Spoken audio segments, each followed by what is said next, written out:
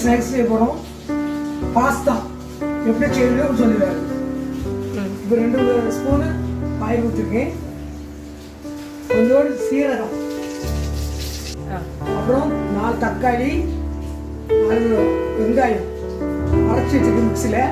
அதை உள்ள ஆட் பண்ணுறோம்.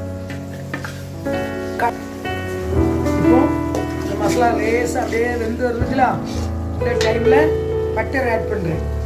பாருங்க, பட்டர் ஆட் வச்சா அளவு உப்பு ஆட் பண்ணுறேன்.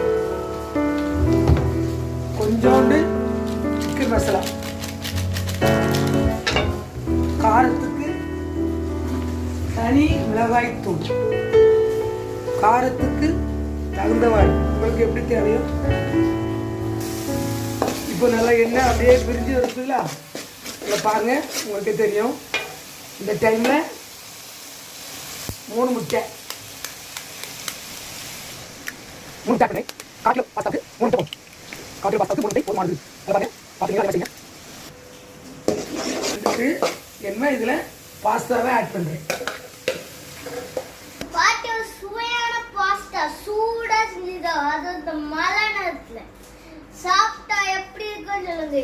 நான் சாப்பிட்டு பார்த்து உங்களுக்கு நான் சொல்லுறேன்.